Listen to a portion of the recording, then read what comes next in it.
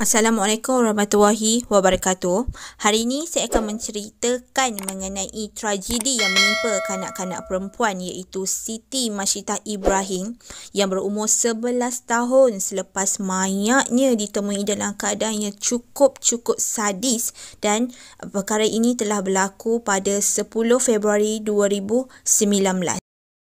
Keji dan tragis. Dua perkataan yang paling sesuai bagi menggambarkan tragedi yang menimpa kanak-kanak perempuan iaitu Siti Mashidah Ibrahim yang berumur 11 tahun. Bayangkan ketika itu, laporan harian Metro di mana penduduk kampung menemui mayat kanak-kanak perempuan itu di padang ragut di kampung Tanjung Medan Hilir, Pekan Pahang dalam keadaan tragis apabila tangan dan kakinya diikat selain beberapa organ dalamannya dikatakan hilang. Malah, apa yang lebih mengejutkan, kepala kanak-kanak itu dipercayai terpisah daripada badan.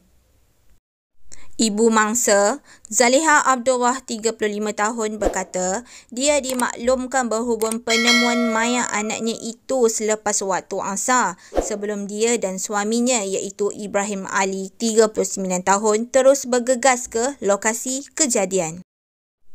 Katanya, luluh dan berkecai hati saya apabila melihat keadaan anak saya seperti itu. Tangan dan kakinya diikat selain mayatnya ditemui dalam keadaan tidak sempurna dengan kepala sudah terpisah daripada badan. Beberapa organ dalamannya juga tidak dijumpai. Semasa dia hilang sejak 11 hari lalu, kami sudah cari dia di kawasan ini tetapi tidak menjumpainya. Namun, mesti ramai yang tertanya-tanya bagaimana Zaliha mengecam mayat anaknya.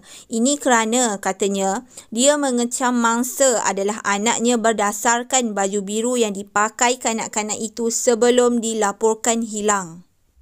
Wanita itu menyifatkan Siti Mashidah yang juga anak ketiga daripada 4 beradik itu sebagai anak yang periang dan ceria.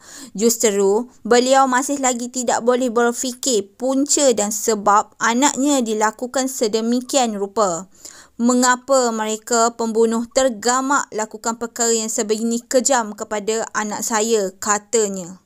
Manakala penduduk kampung iaitu Muhammad Rosli Mat Rasad 38 tahun iaitu antara individu terawal yang tiba di lokasi kejadian berkata, kejadian pembunuhan kejam itu adalah yang pertama berlaku di kampung itu sejak 35 tahun lalu.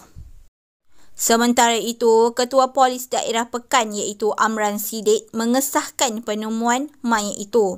Malah, menurut sumber polis, seorang lelaki berusia 23 tahun sudah ditahan bagi membantu siasatan penemuan mayat Siti Mashidah. Ini merupakan kronologi tragedi pilu yang menimpa kanak-kanak malang Siti Mashidah Ibrahim 11 tahun.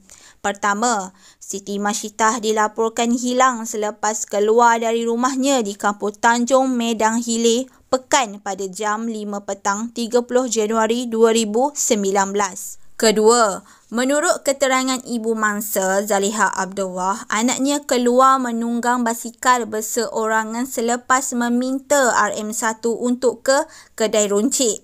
Ketiga, laporan polis dibuat di Balai Polis Pekan pada malam 30 Januari 2019 selepas usaha mencari dan mengesannya menemui jalan buntu.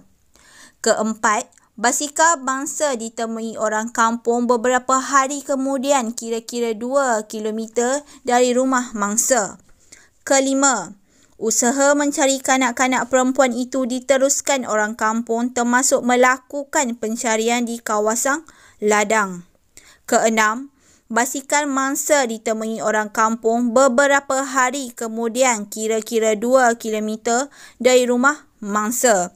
Ketujuh, usaha mencari kanak-kanak perempuan itu diteruskan orang kampung termasuk melakukan pencarian di kawasan ladang kelapa sawit di mana mayat mangsa ditemui.